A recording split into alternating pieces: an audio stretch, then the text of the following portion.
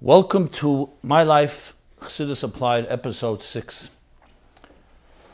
With God's help, we have received a tremendous response, and I appreciate all the questions that continue to come, especially the fact that people are writing without any gloves about personal and sensitive matters, as well as general matters. And I want to assure everyone, some of you have asked, I will attempt to address every question that's come our way. And those that for some reason have not answered completely, or you can never say completely, but in some limited extent, I will continue to discuss them in later episodes. So I do want to begin with a topic that I left off at last episode 5. And that was the issue of personal shalom bayis, personal domestic relationships. So though we addressed the intimacy issue, we addressed some other issues, there was one question that, a repeated question by several people, the issue of when can a marriage be considered hopeless?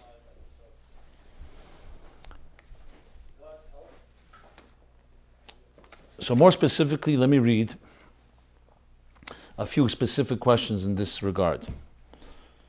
One person writes, I've seriously contemplated a divorce. My wife suffers from depression, borderline personality disorder, and ADHD. Remember, this is always subjective writing, and I'm not sure if this is accurate to say someone suffers from all of that, but I won't question that. She does take medicine for all these, but I don't ever see them working. We never really talk anymore to each other, and have a marriage of 2 roommates living together. The mental illnesses and ADHD make my life and the kids very hard. I'm at a loss on what to do. She has also not gone to the mikveh in almost 2 years. Divorce is to be avoided at all costs, but I'm getting to that point. Help. Another question. I'm in a marriage where there's a lot of abuse on a few levels.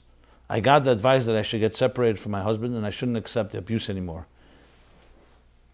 and build a good life. The problem is that we have children together and I'm not ready to do this to them. At the same time, until what point do I need to stay? How important is it to stay? Under what conditions? When finally, and again this is just a selection of several, how does Chassidus look at separation and divorce? I'm going through it now and it's killing me. I want to move on. Please, what can I do? Being that we're addressing every possible topic, especially ones that are so heart-rending, heart-shattering, I should say, I want to address it, but at the same time I must qualify, as I always do, that it's hardly the venue to be able to address personal issues of this nature in such a generic fashion. I'm speaking to many different people, different situations. Every case is case by case, and there's no way that anyone should follow advice based on strictly what I'm saying here. What I'd like to address is the methodology of how Chassidus looks at an issue like this, to help us think clearer, more objectively. So when we make serious decisions of this caliber, it's done in the proper way, the way the Torah, the way God, the way Hashem, Chassidus, the Rebbe would want us to address it. But at the same time, all that being said here should be complemented by speaking about this with a competent professional, a Rav, a Mashpia, someone you trust, someone that's knowledgeable and also has common sense, what's called the 5th Shulchan Aruch, common sense, which, as they say, is not so common. But nevertheless, that's what we have to aim for. So the approach to this is going to be, as I said, how does the Torah/Chassidish approach to this? The Torah clearly has a possibility for divorce. There's the concept of gerish. As a matter of fact, it's a mitzvah under the right circumstance. Many lessons actually that we learn about marriage comes from lessons that we learn from divorce. However, it's very clear at the same time that divorce is absolutely the last option. And even then some. So the first thing we have to know is that when 2 people have come together under a chuppah, kedushin, kedas, meishav Yisrael, which means they were sanctified marriage, with God being a third partner, hashgacha pratis that led them together, that has to be respected in the utmost fashion. Secondly, if children were born out of this marriage, is the greatest blessing of all. Children. These things should not be taken lightly in any way, and I'm not suggesting anyone takes it lightly, but I just want to emphasize the gravity of the situation. Kiddushin. This is what we come down to earth for. Two souls come down in bodies to meet, reunite, build a home, build a family, a dir b'tachteinim, in a microcosm of their home, and be a light unto the entire world in that fashion. Too many divorces happen due to people's human errors, people's inability to address their issues, insecurities, pettiness, and all kinds of distractions. So it's not so simple to just talk about a situation without making that statement. That's why you must have a competent person, because you must make sure that you left every stone unturned. And it's not just because some people decided that's not so comfortable, that's why they're getting out of a marriage. Now, these situations that were written here, each case is a different story, and they all seem to be difficult situations. So the first thing we have to do is, no matter how difficult it is, you have to, in a fresh way, since as long as you're still in this marriage, find someone to speak to, someone who can be tough at the same time truthful and trustworthy, and to really look at it. The fact that, let's say, take the first question, someone who has ADHD or has borderline and depression, and takes medication, which means I'm assuming from that in this case the woman has acknowledged her problem, because she wouldn't have been taking medication, she wouldn't have gone to a doctor had she not acknowledged the problem. That's a whole different story, for example, if you have a spouse that doesn't acknowledge there's a problem. Even there, we must work overtime and do everything possible to make aware of the problem. But let's address this first question. How do we look at it? How would the Rebbe look at it? When you go to the Rebbe, you see letters that the Rebbe answers this type of challenge. And you see it in letters, you see it in stories of Yechidus. The Rebbe immediately says like this, look, if the medication is helping, then obviously there's a certain stability. It may not be perfect, but there's sometimes different things that have to be done. Remember, we're dealing with a mind, emotions, chemical imbalances that are not completely in our control, and we also not predictable. There are people, I know people who have very healthy and beautiful marriages, even though one partner has bipolar, or one partner has even schizophrenia, which is far more worse. Because there are certain factors when you bring the partners together and they're ready to fight for it, you can do certain things. So I am totally empathizing with the husband here. And I am even giving him the benefit of the doubt. It's possible he's tried everything and said nothing is helping. But you do have children. And what are you going to do? Just leave your wife, leave the children, take the children with you, leave them with the mother. There's a lot of complications involved here. The age of the children is a factor. All these things are not mentioned in this letter, which just shows you that it's not so simple to just give a blanket answer. I know some people have asked me, why don't you just give black and white answer? There is no black and white answer, my friends, for questions like this. I wish there were, but there aren't. Maybe it's better there aren't, because it's complex matters. You're talking about matters of destiny. Remember, these children one day will marry, and they will emulate, and they'll see how problems were solved in their home. And if their father leaves their mother because of the illness, even though it could be justified, is that really the Torah Chassidic solution? On the other hand, should a person live miserably, not have the partner they deserve? Equally problematic. You're dealing here with a rock and a hard place. And I'm not trying to minimize it in any way. I put myself in the person's shoes. What do? You're stuck. Every day you're living in this horror. So I'm not minimizing it all. But we have to look at the few things, number one, to repeat and sum up. We're dealing here with a sacred marriage. One way or another, it's sacred. And what happens, God forbid, let's say it's not mental illness. One of the partners gets into an accident. God save us all. And the person becomes incapacitated. And suddenly you don't have the spouse that you thought you had all these years. What do? Do you say, hey, listen, it's inconvenient? Or, this is what God sent. And what would happen the other way around if it happened to you? Chas v'shalom. There's the classic story of the guy who visits his wife every day in the hospital as she deteriorates to one of the most horrendous diseases called Alzheimer's. The mind literally be eaten away, and seeing how a person deteriorates in their own control, in their own personality, in their memory. God should protect everyone from this. And after a while, she begins to forget even her own husband. So a nurse tells the husband, it's beautiful, so noble of you to come every day to see your wife. She doesn't recognize you anymore. There's no need. So you know what he answers? He says, yes, but I recognize her. It's a true story. It's a metaphor. This is a Chassidic response. Because there are times you do things unconditionally. And there's a relationship of a neshama to a neshama that you may not always understand. And what do we do? God forbid, when someone sends a child, this is a question I will address in future episodes. God forbid, a child is born to a family that has Down syndrome, or even worse, doesn't seem to have consciousness, autism. So we know Dr. Cantor Malavani was by the Rebbe by dollars. It's a video clip of it, and he tells the Rebbe that we have a child with very severe autism. He's in London in a special home, and the Rebbe says to him, they say that autistic children don't have a relationship with other people, but that means that they have a deeper relationship with God. That's what the Rebbe said. And therefore you should make sure that relationship remains very strong and intact. So Malavani says to the Rebbe, it's true when it comes to his Dalet Kamfis, his tzitzis, he's very careful with his tzitzis. He makes brachas. The Rebbe asked if they have a tzedakah pushka in the room. This isn't just a spiritual thing. It means a soul is a soul. We don't know God's mysterious ways, why certain people are sent such children, and what comes out of it. But to God forbid say, this child is not according to my liking, or it's not my standards. As I said, we'll discuss special children at another time. The same idea with a spouse. If a spouse not in her control situation, it could very well build. There's a deeper hashgacha pratis to this connection.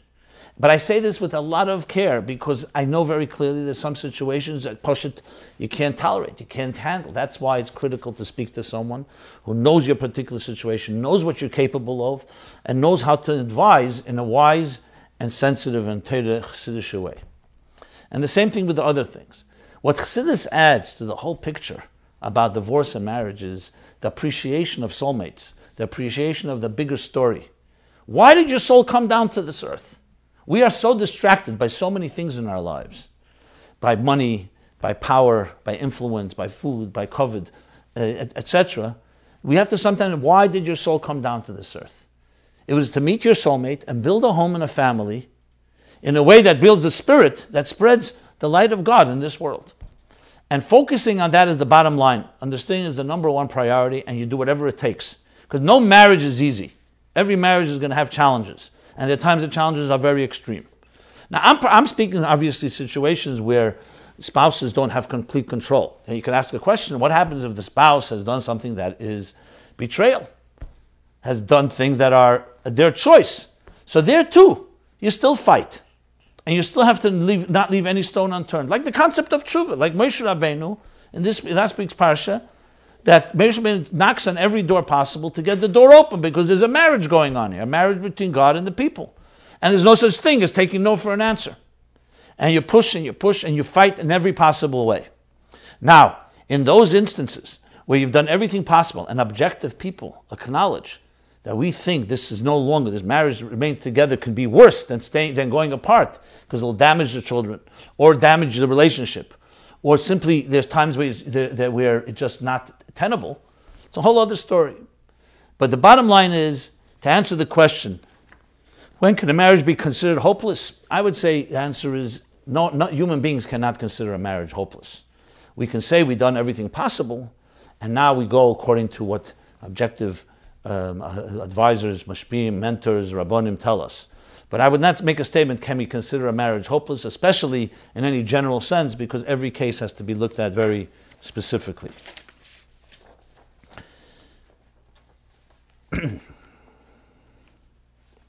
Regarding the issue of abuse, I do want to add one thing. Where there's a lot of abuse. Where there's abuse, as I mentioned, that's already choice. A human being is abusing.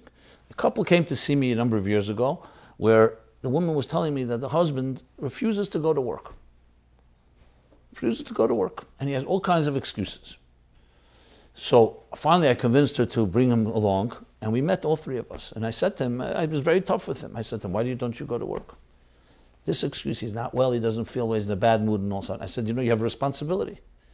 Say the ksusa and nasa, there's a responsibility to provide for the food and the clothing and for shelter and for all the needs of your family.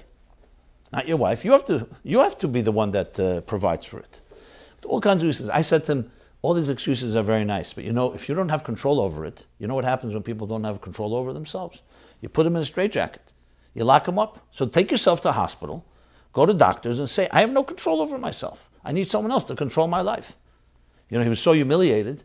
But I said, that's what you're saying. You say you have no control over yourself. So behave in a way that someone who doesn't have control over themselves. Give the control to someone else. No, that he doesn't want. I wasn't trying to be tough.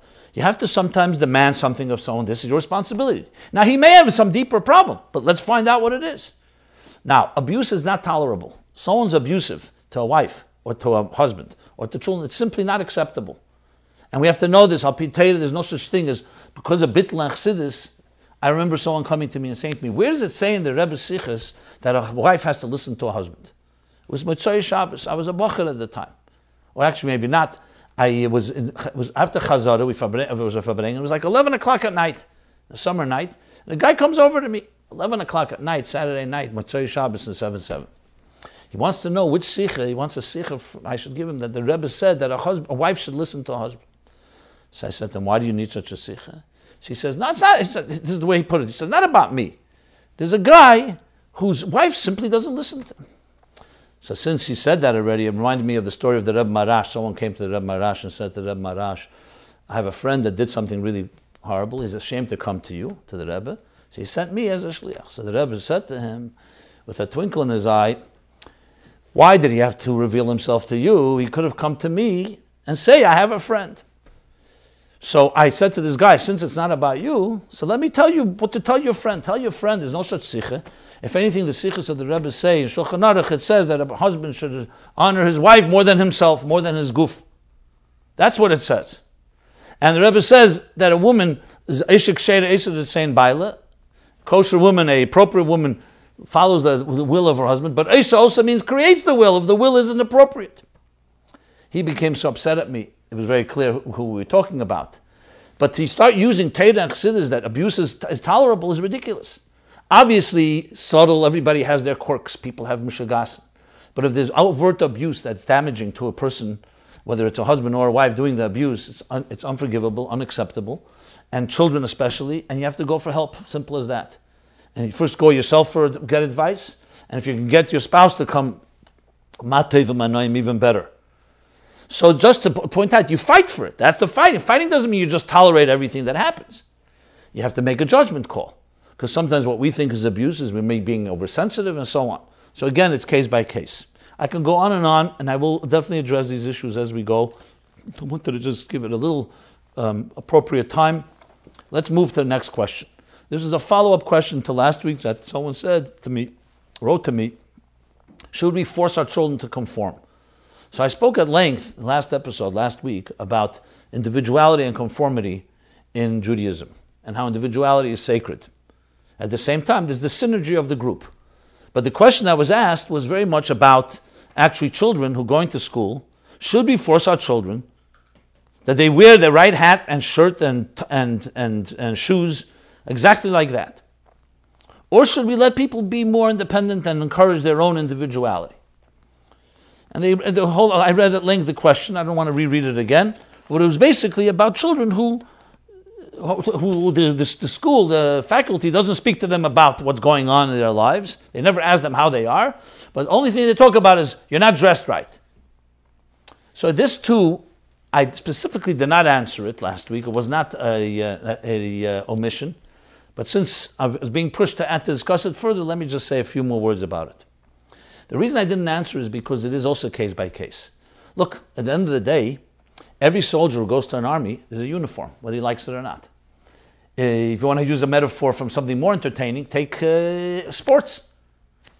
What do you see? Adults, 30, 40 years old, are walking around in uniforms, from head to toe. They have to wear the uniform of their team. Yes, they're paid millions of dollars to do so, but they wear a uniform. Not everybody comes freestyle.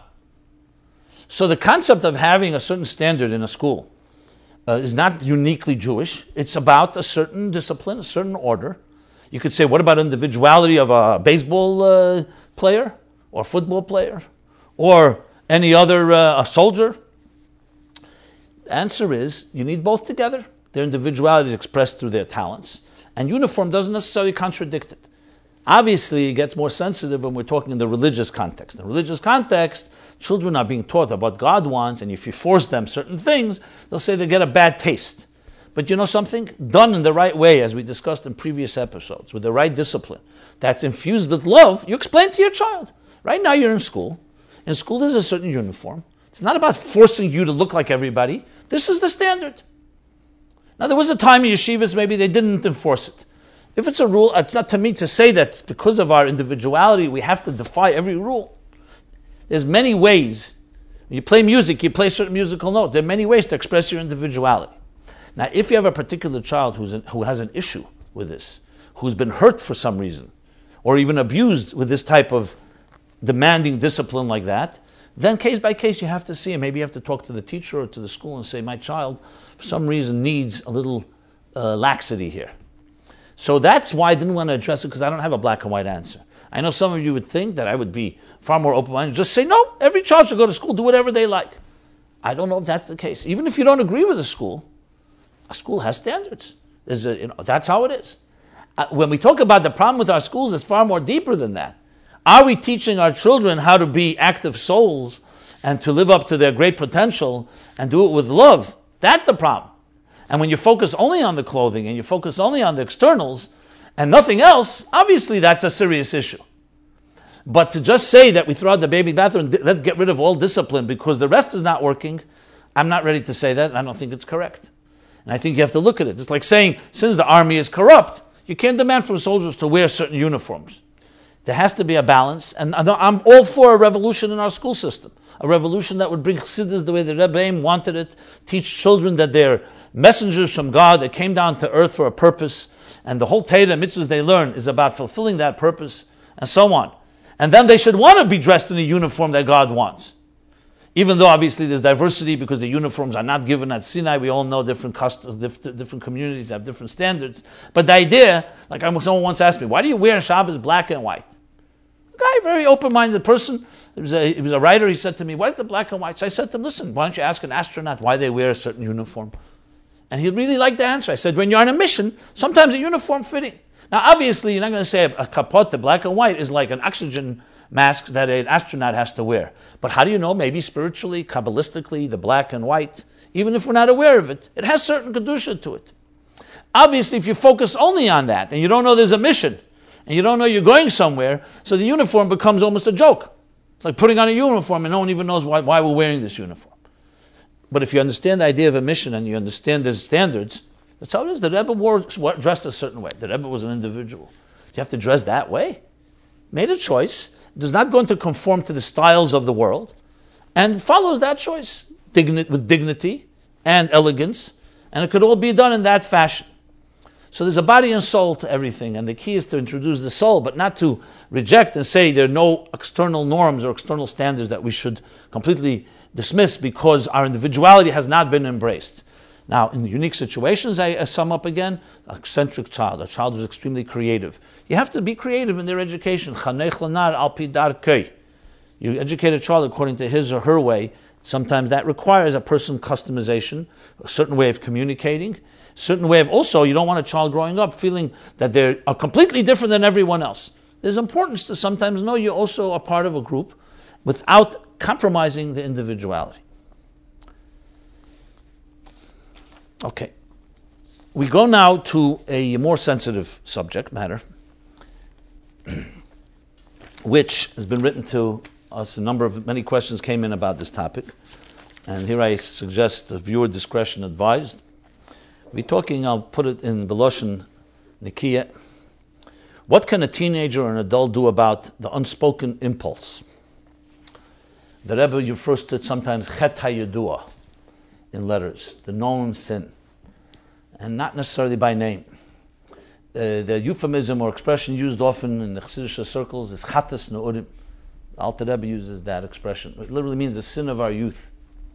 It's an expression used in Tanya a number of times, and taken from Reishis Chochmah and other places even earlier, based on certain verses and certain Maimorei Chazal.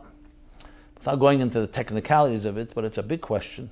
One that's not spoken about, exactly unspoken, and is critical to address because it affects basically the sexual identity and sexual consciousness of every person. Now, I'm going to be specifically speaking here about men or boys. It's a whole different discussion. You're talking about women. And I must begin with a very important qualification. Why even talk about something like this? There's a whole shitta, a whole approach that says, but Chabad, we didn't talk about this. And for many reasons. If you look at all the letters of the Rebbe where he speaks about it, very often he quotes the Tzemach Tzedek in the Shuvas, Sharim Miluim, and also in the Tzemach Tzedek in a letter, where he speaks, quotes the Alter Rebbe saying that the mere fact that you think about it, and even think about fixing it, that alone can cause the problem. So the solution is Hesach Hadas. Talk there about Yom Kippur. The Gemara speaks about very strong language about someone Yom Kippur was nichshel and by mistake something may have been emitted from his body, etc. So thinking about it and being afraid of it and being so concerned, that alone can cause the problem, which is one of the main reasons why there's less talk about it. I'm talking now holy reasons, not the wrong reasons we shall soon address. That's a topic best to focus on the positive, fill a person's life up with light, think about the right things, which we'll soon address, and that's the best way to solve this issue instead of focusing and obsessing with it. Especially based on the famous Gemara, the famous Talmud that says about this Eiver Zeh, this organ, the more you feed it, the hungrier it gets. The more you starve it, the more sated it is, the more filled it is. Which means focusing on this actually instigates. And it's best to stay away from. As such, you'll find that even though much is written in many Sfarim, Reishis Chachma, and others that talk about this sin, and the whole Gemara and Nida about it, Afyid Gimel, about the intensity of it and the severity of this issue, nevertheless, Chassidus Chabad does not focus on it. But yet, we do find in Tanya, end of chapter 7, and in Yiras HaTshuva, the Alter Rebbe discusses it. Not that length, pages and pages, but enough to address it very directly, and not hint. He doesn't hint to it; he addresses it very directly. So the Rebbe has in a letter that is in Igris Kedesh, I quote a letter from Ches Ir Tavshin Yud Daled. It's in volume 9, page 24. It's a letter to a Mechaber who sent the Rebbe a sefer where he talks about it. A sefer called Taris Yom Tov. 5 volumes, where he discussed this issue. And then the 6th volume discusses actually this issue, the 6th volume. And the Rebbe addresses that. At the same time, the Rebbe also spoke about it, Simchas Beis HaShe'eva, Tavshin Yudalad. The Rebbe would often, in the early years, the Rebbe would have a fabringen, Simchas Beis HaShe'eva, they spoke to Talmidei HaYeshiva. He addressed this topic similar to in volume 9 of the Igris Kedesh, in the Rebbe's letters. And there's also Chaf Av, Tavshin Chaf Aleph, I believe. The Rebbe spoke about it as well, and he spoke a whole ha'ara from his father on it, and the Rebbe said something very interesting there. That it says in Sfarim, Reishis Chachma and others, that this sin, this chet hayudua, we call this unspoken impulse, is the way we'll refer to it, is, says in some Sfarim, that is Tali B'Yes Mashiach. Because it deals with klippus, it deals with some of the nisyanis of our time. And therefore, this is what he explains there. He says that's why the Alter Rebbe brings it in Tanya, and some Chassidim even say that a Yiras HaTshuva was written particularly because of this issue. The whole of Yiras HaTshuva, and also the end of chapter 7, as I cited in Tanya, was because Tanya is Yefutza Ma'anesecha Chutza, and part of it is to eliminate the connections to this sin. And therefore, even Chassidus Chabad doesn't elaborate, but there is mention made of it. And because it has to address this issue, because it's part of the coming of the Geula. You can look up these sources on your own. But I want to address it, obviously, more specifically to all of us.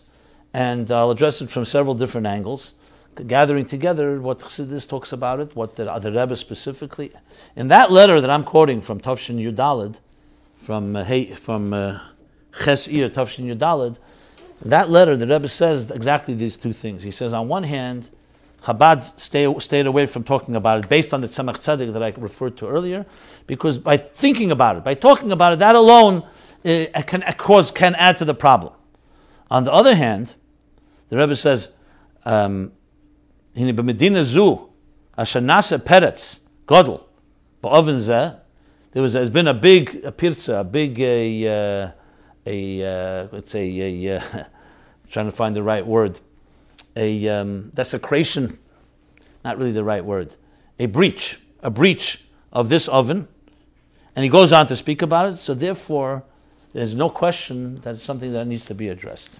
And you find this also in a letter that's printed in volume Chilik Zayin Likutei Sichos, where he talks about, the Rebbe is asked about sex education, and says also, on one hand, talking about it in sites, on the other hand, because of the necessity, it's important to mention. Which gives me the license, and I feel comfortable to be able to speak about this topic.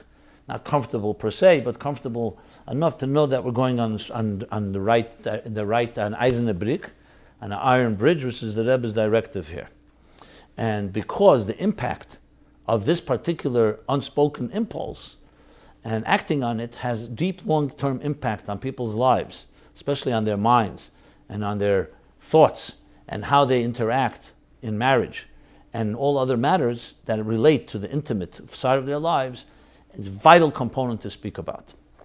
So let's sum up, first of all, briefly, what the Rebbe does say about this, with this qualification that speaking about it needs to be done in the right, discreet way, and I hope I am able to accomplish that while speaking, at the same time speaking in a way that does not incite. So the question that was asked was the following: how does Chassidus deal with things like Chan? Chan is the Rosh Tevis for Chatas Nu'urim. Once upon, no one talked about all these things at all. I do not know how successful they were, but today one thing is clear. It is not talked about, but these issues exist.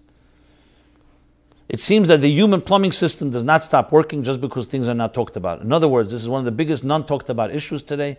Big issue, but it's compounded by the fact that people just simply ignore it. And therefore people live with deep guilt and shame, and there's no way anybody can know or be aware how to deal with it. So you don't deal with an issue, the issue just doesn't go away. This is what this questioner is writing. More so, if something that is by its very nature so private that the person himself tries not to think about it, and if he does think about it, he does not know where to start. So the question is, how are we supposed to deal with it al pi Chassidus?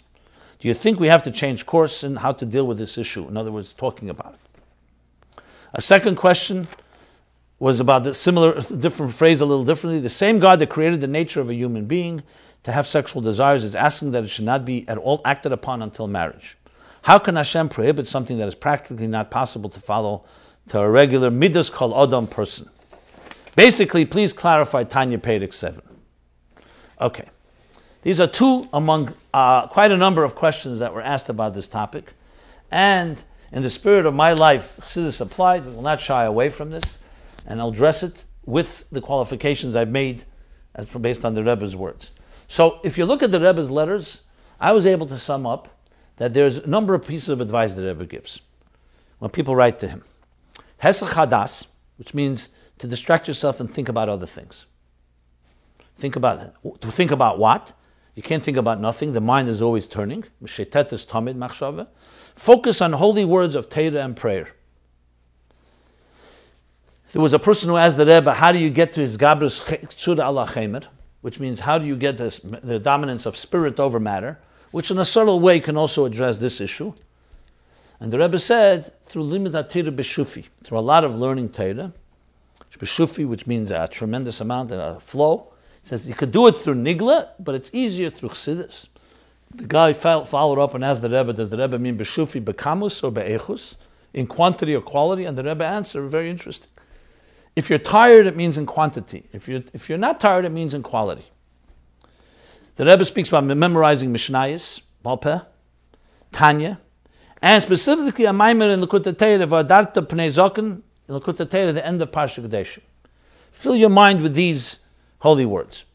In addition, the Rebbe speaks about focusing on education of others and on tzedakah. Yeah, these are things. In one place also tefillin is mentioned, V'yakor, connected to Keri. But the bottom line is these are the things that are mentioned in many letters of the Rebbe. But the question is simply this. Many people say, well, I've tried all these things, it hasn't helped. Hes chadas. That when the impulse, the unspoken impulse takes over a person, consumes a person to a point of obsession, almost nothing can help. So I want to address this a little more specifically, and I want to bring into the picture, based, I think, on the Sikha Chofav, Tavshel Chof Aleph, I think relates to another Sikha from the Rebbe Rashab, which is an amazing Sikha that I think everybody must learn, a must in yeshivas. But before I do, I want to address two sides to this issue. There's called preventive medicine, and then there's remedial medicine. Preventive medicine, which I will address afterwards. You know what, let me begin by addressing that, is what do you do? How do you educate our children that they shouldn't fall into this quagmire in the first place? Because once Eiver is there, once this organ gets fed, and once you've so-called tasted from the forbidden fruit, it gets far a different world. Because then you're fighting an experience. As long as it's still a conceptual thing, even if there's a potential taiva, it's a big, big difference. As such, let's talk about this preventive. Based on everything and based on our challenges of our time, especially with exposure that exists today, and the children today younger know a lot more than they did once upon a time ago, I would suggest, and I say this with humility, obviously the mashpim may feel otherwise, my suggestion would be that there's a necessary to definitely speak to our children about this. What age has to be determined by parents and by educators. I don't mean a very young age, but I think even from the youngest of age, there's ways to speak, and I'm going to address it right now. And the ways to speak about it, and this is going to be based on the Torah Shalom and other things that I will soon be addressing, which is why I was considering to say it afterwards, but I think in order it's proper to begin here, is the problem with sexuality, as we discussed about tznius, is that it's fraught with guilt, shame, and all kinds of negative associations that the world has placed on it. And don't kid yourself. Even if you don't read magazines or newspapers or don't see any ads, we're in a world that is open. And sexuality is very overt, and it's sold all the time. It's marketed all the time. Not necessarily overt pornography, but in advertisements, suggestibility, in print ads, on radio, on television, you name it, everywhere, on packages and so on. So the association of it means we're not in a neutral world. You're living in a shtetl, and there's no exposure. It's complete taras hakedesh. And the whole the environment is pure. You're not dealing with that same thing. Here, there are images and attitudes being imposed upon us and our children from the youngest of age. So you could ignore it completely and say, we're not going to talk. Or, here's what my suggestion is, that we have to infuse our children to understand that God has blessed us with many, many skills and tools. And one of them is called sexuality. Call it by the name intimacy, call it whatever name is appropriate name. Children at some point become aware of their bodies. What is wrong with saying this is God's creation, and there's a part of the body God created for you to build a beautiful family and to bring eternity into this world. And you have to understand that the more sacred parts of you are the ones that have the most power. And recognize, instead of seeing it as some type of shame and guilt, and what do I do with the desire, this is given to you in your trust to protect. To protect to the day that you will marry, find your soulmate, and experience it the proper way, and you'll bring beautiful children to this world and grandchildren and a future. Chassidus says, Kayach HaLeid is the Kayach HaEin Seif. The only power of Ein Seif in this world is the power to give birth. God has given us a gift. Mortal human beings can create immortality, eternity. What are you doing with this eternity? Yes, there are temptations. There are things that will distract you. But if we infuse in children a type of value, a positive, upbeat attitude, guaranteed that it's preemptive. Is it guaranteed we'll solve all our problems? But one thing is for sure, they will have something to think about. This way, you're not giving them anything to think about. You're saying, let's figure it out on your own. No one talks about it. What did most people figure out on their own? What they see in the street, what they hear from friends. Their own shame, their own attitudes. Someone learns Tanya, it creates all kinds of the worst clippers. So they become completely guilty. That doesn't make them less sinful. The approach here is feed people with a chiyuvdika approach to the entire thing. This doesn't mean long classes. It means subtle messages that begin from even younger age. And again, this should be done age by age in each category. But it's very clear, based on all these things, that what does Chassidus come to do? Chassidus has come not just to help infuse our emotional and intellectual and spiritual lives, also our sexual lives, also our intimate lives. I always hesitate using the S word, but I use it because when you speak halacha, you have to speak directly and not in innuendos. It means to infuse that this is the most intimate, the most godly experience possible. And each age at their point, when a child is reaching puberty, whether a male or female, that's the time they're going to be dealing with this. They're feeling changes in them. Their attraction to the other sex is beginning to emerge. Explain what this means. In beautiful ways. It will take patience. It will take time. And no question, the more you invest, at least you're giving our children something, a fighting chance to look at it in a certain way. To look at it not based on how the world is teaching us or our friends or others, but based on how Chassidus talks about it.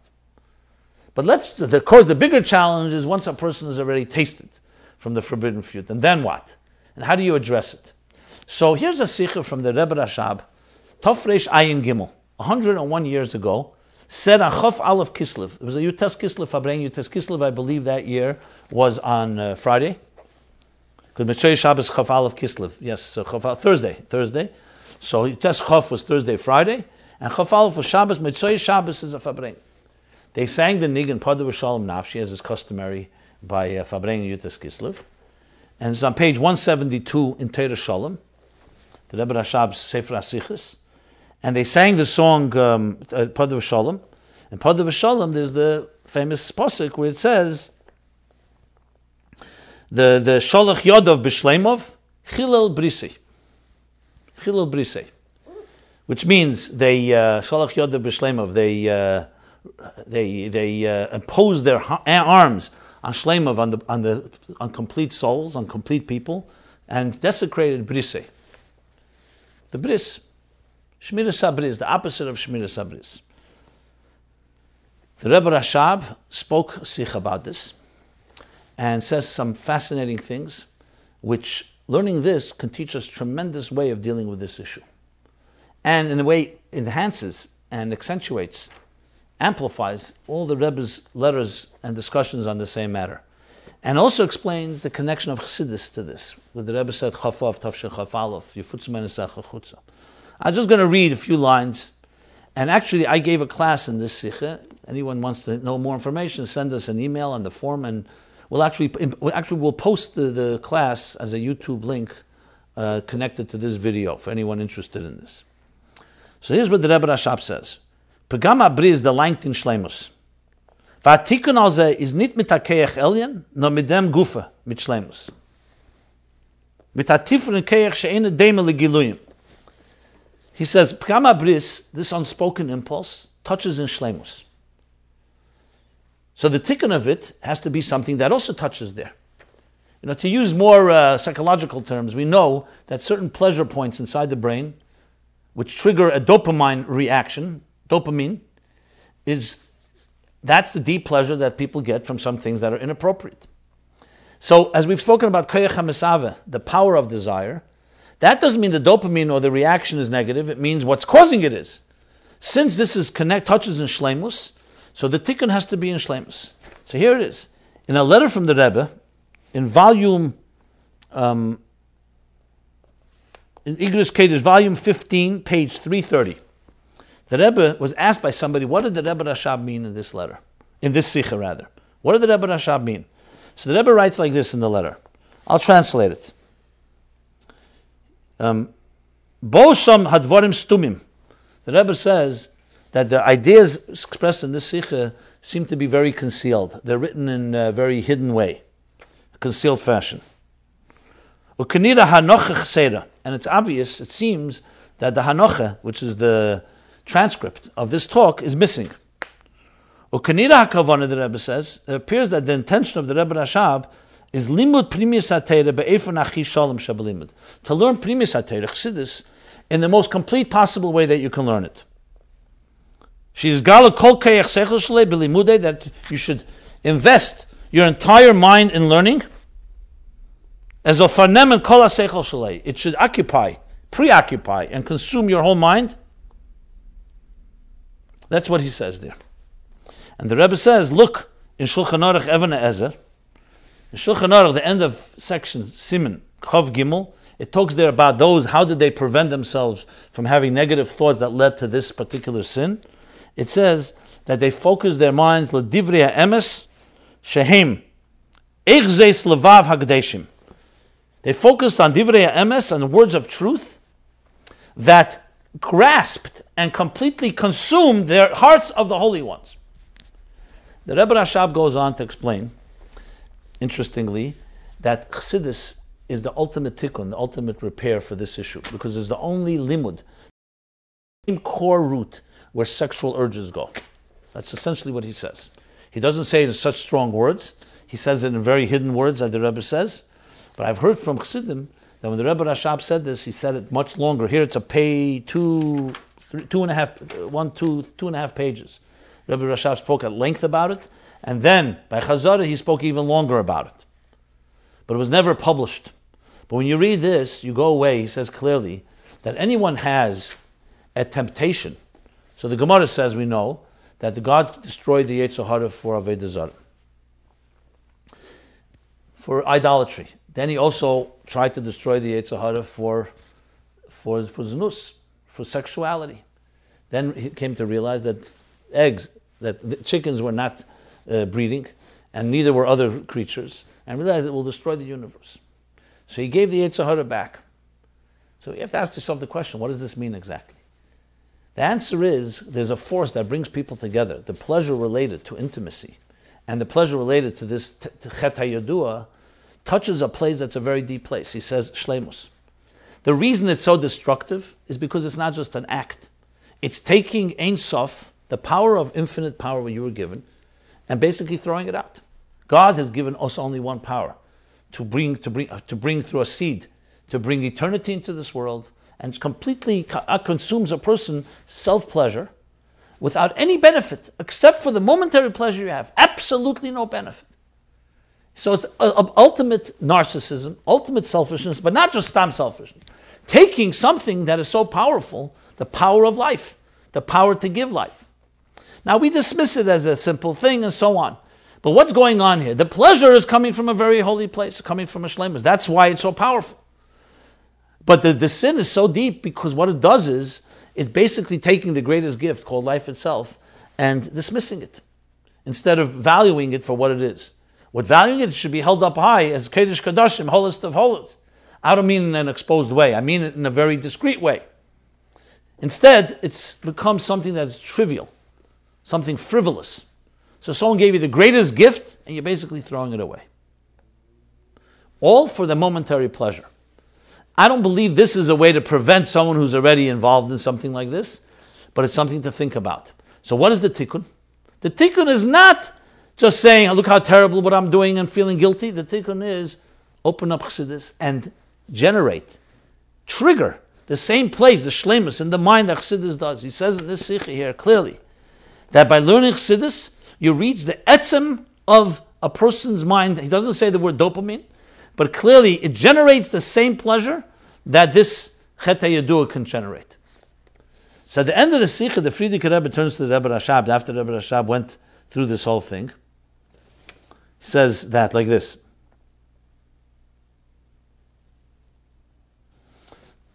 The Rebbe Rashab said that Inyan lig ba mir allemal behelem. This thing always is by me concealed. And it's to zog ich das.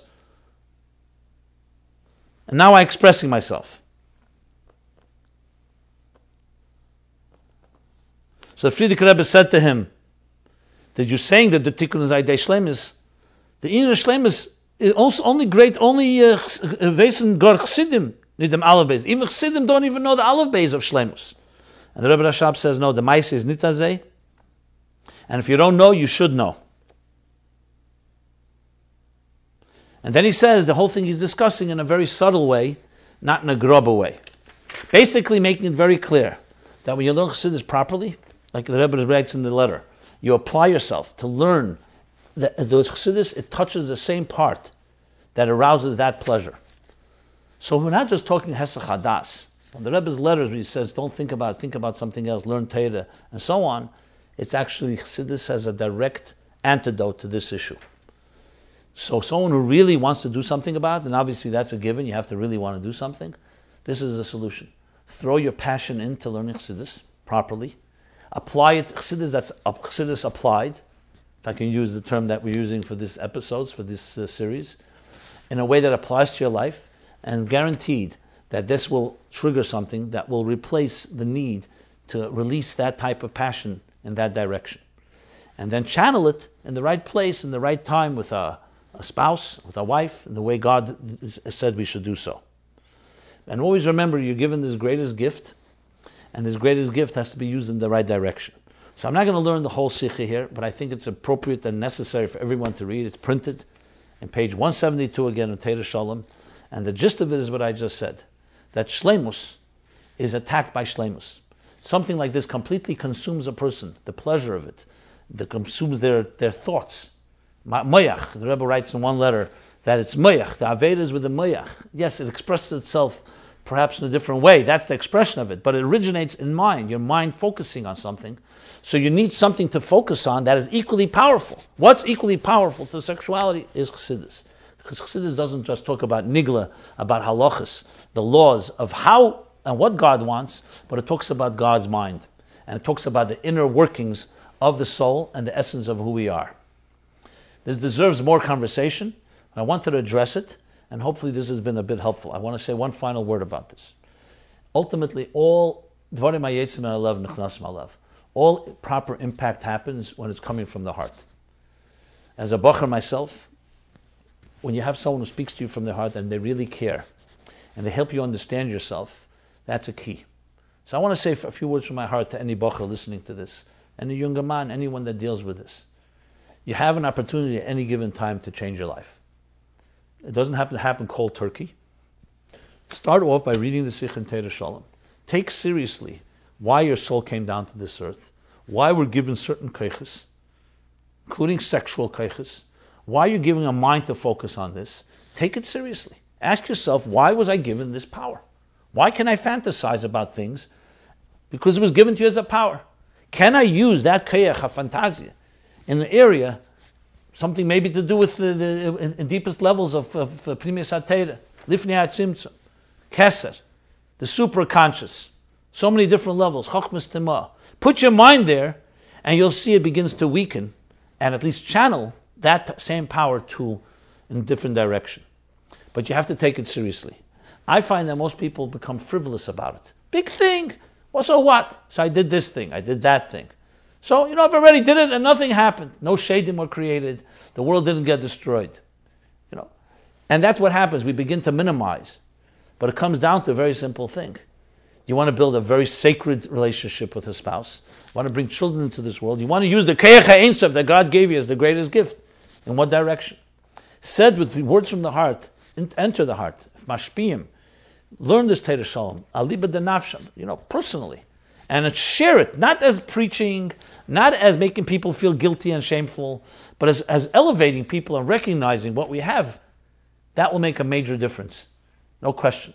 And going back to the preemptive thing, it's about conscientiousness, being aware and understanding, not avoiding it because we're uncomfortable, addressing it in the right Chassidic holy way, using the words of the Rabbeim, using the words of Teira Shalom, using the words of Tanya, and so on. Interestingly, in Tanya, he doesn't say, he says, even though it's in some ways one of the worst crimes, but he says elevating it is not as difficult as other things. Because ultimately it's about self-indulgence. It's not with another person. There's no keli for it, as he puts it there in the Hagah, in the end of chapter 7. But we shall discuss this, I'm sure. Hopefully we don't have to discuss it, but if we have to, we will discuss it. And suffice to say that we have the power to do something about it and not feel that we are powerless. We move on.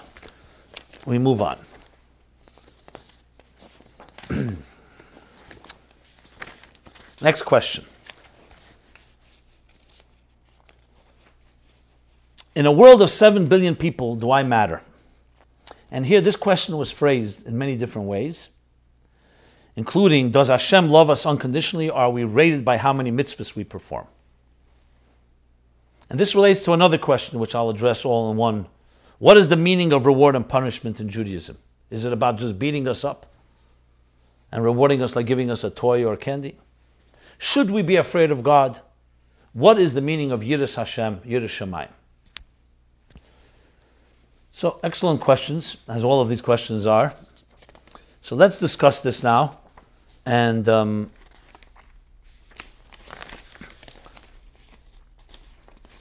I will not discuss it, I'll start with Tanya. Since we're using Chassidus to apply all these ideas, let's discuss with Tanya. I mentioned this and we discussed this, but I want to go over it again. Some people read Tanya, they say, Tanya makes me feel very inferior. I can never be a tzaddik. I always have to battle. No matter what I do with my Yetzer Hara, it's still always alive and kicking, etc., etc., etc. However, if you learn Tanya with the right introduction, that the whole Tanya was written in order to empower every individual like us. A tzaddik gadol like the Alter Rebbe, a tzaddik gam, who they say in Teira Shalom, he says the Alter Rebbe when he would eat was keich hagvul of ein sof, completely aligned l'mayla. Just chose to write a whole sefer, not sefer shel tzaddikim, which they say he wrote and got burned up. A whole story about that. Sefer shel beinim, and apply himself to us. That alone tells you just the main fact that he did that to write karev elecha dover me'ed for people like us.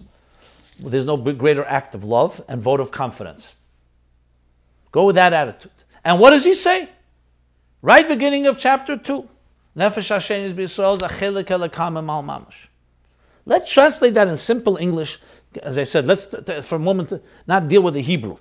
It means you are a piece of God. Nothing in this world is a piece of God. Everything is a creature of God. God infuses everything with life and sustenance. You are a piece of God. However you explain the word peace. You are a chelik elakam emal mamash. Is there a greater message than that in life? Of human dignity? Can anyone tell you that statement? No human being can give you such value, as we've discussed in the past.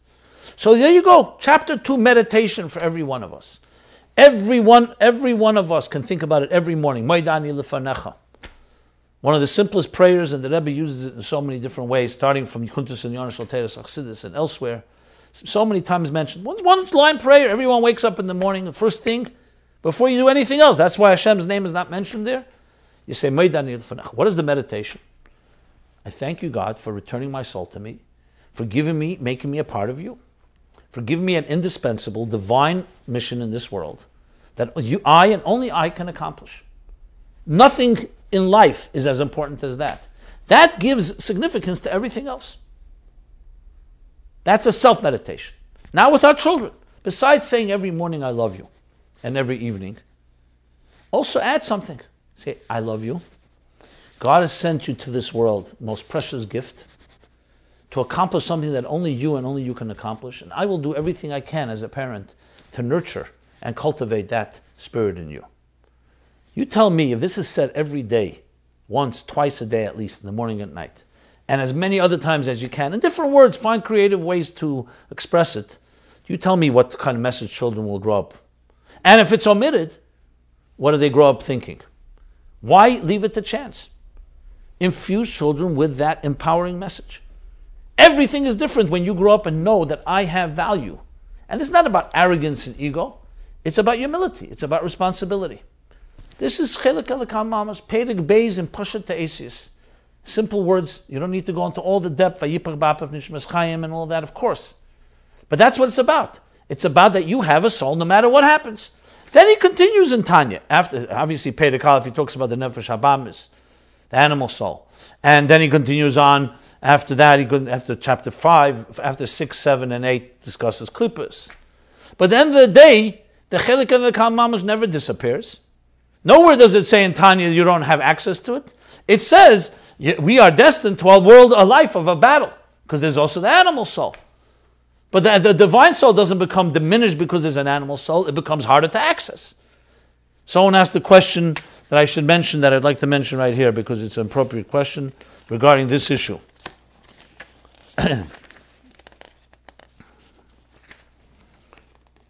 You speak of seeing one's innate purity as their true identity, which we're discussing right now, and to try to identify with it as means of overcoming bad habits. But doesn't the recent Tanya, referring to Tanya chapter 29, tell us that only tzaddikim identify with their neshama and primary, and the body as secondary? If so, this Aveda doesn't seem to apply to us Beinanim. Can you please clarify? The answer is very simple. Yes, a tzaddik is described in the fullest sense of a seamlessness, where soul is the primary force. So first of all, if you remember, I spoke from Vayetze Tov Shinun, the Rebbe explains that everyone has a tzaddik within them. Amach kulim tzaddikim, as the Rebbe would say so many times, especially by children's rallies. Maisi yadili spoir. Everyone has a dimension.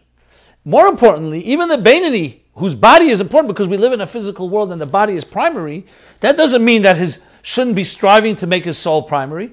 Look at the next few chapters. In chapter 32, which we all cite as the basis of Ahavas Yisrael by whom? You could say chapter 32 only applies to tzaddikim, because they're the ones, by them is nefshei ikir and gufei tafel, so they can love everyone. As he says, that's a precondition for love. If that's the case, then the whole obvious soul that we attempt, you can argue, is not appropriate, is not fitting. No, because all of us have to aspire to it. In our minds, we can understand our souls are more prior. Everyone understands that a body is just a corpse. A soul is more important to life than the body. In the minds, the problem in our hearts, we see and feel and sense Gashmias all the time. So Alter Rebbe is not trying to knock us. He's trying to explain that's the reality. And if you start to delude yourself to think otherwise, he says it's even a matter of a certain type of arrogance. So the bottom line is, however, that we are fundamentally in Chelik Elikam Mamish, and we should tell this to our children again and again. And the whole goal is for soul to dominate. And at the end of the day is we believe Mashiach is on his way. Not only on his way, he's at the threshold. What will be a world then? Soul will be dominant and body will be secondary, not just for tzaddikim, for everybody. Because of all the work we've done, we've come to a point of creating that type of fusion. Because I asked a few questions, I just want to answer briefly and elaborate more in future episodes. So the answer is, does Hashem love us unconditionally? Or are we rated by our mitzvahs, rated by how many mitzvahs we perform? Hashem loves us unconditionally, period. So what's mitzvahs?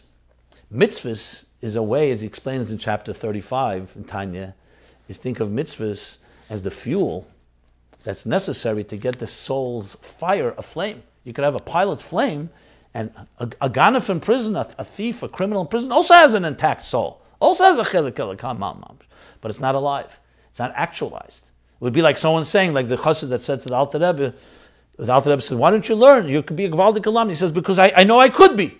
So he said, just like a ganef is not like someone who could steal, is someone who steals. A lamdan is not someone who could learn, but someone who learns. Actualization is not a small little matter. You can live your whole life and never actualize your potential. So mitzvahs are necessary. But the soul is tehedehi no matter what. But for it to be actualized in our bodies and in our lives, in our actions and our thoughts and our speech, that requires mitzvahs. So what then is reward and punishment? Schar HaNeinish, the Shalos says, there's an opinion that it's zgula. But the opinion is it's cause and effect. You do a mitzvah, you make your life healthier. You align your hand, your arm, when you do chesed, your heart is aligned, like exercising the muscle of your heart is aligned with chesed of Hashem, which makes it a healthier heart. So it's cause and effect. We will elaborate more on this in future episodes. And finally, should we be afraid of God? No, we shouldn't be afraid of God. Yira is awe, respect. God gave us life, gave us a blueprint by which to follow our lives and align our lives to be the healthiest possible lives. That's the attitude. The concept of God relating to guilt, to punishment, in the convention, like a principal somewhere sitting in heaven, ready to strike us with lightning, is a myth. Yiras HaEinish is a level of fear of punishment, but that's a low level. Our goal is to understand that God created life, created the blessing called life, gave us a way, a tool, called a life operator's manual. Operator's manual that is the Torah that aligns our lives, and mitzvahs are the way we align it. So, in a world of 7 billion people, do I matter? Absolutely. Numbers don't count here. You are indispensable, sent here on a mission that only you and only you can accomplish. And applying that to your life, including, I go back to the sexuality, and recognizing that don't think you're insignificant. Every act you do, for good or for bad, changes worlds. You can bring life into the world, you can bring death into the world. Ubacharta b'chaim, choose life. God gives you a power of infinity. Make sure it's expressed in infinite ways. Don't take infinity and turn it into something finite. Don't take eternity and turn it into something mortal and temporary. Thank you for listening to MyLife, Chassidus Applied, episode 6. So until next Sunday at 8 to 9 Eastern Standard Time, I bid you a good week, and please send your questions in to meaningfullife.com/MyLifeLive, and you can send any question you like, any comment you like. And if you want to read the Torah Shalom, page 172 in that sefer, and I've did a video on it, and we will post that link as well. Everyone have a good week. Thank you for listening.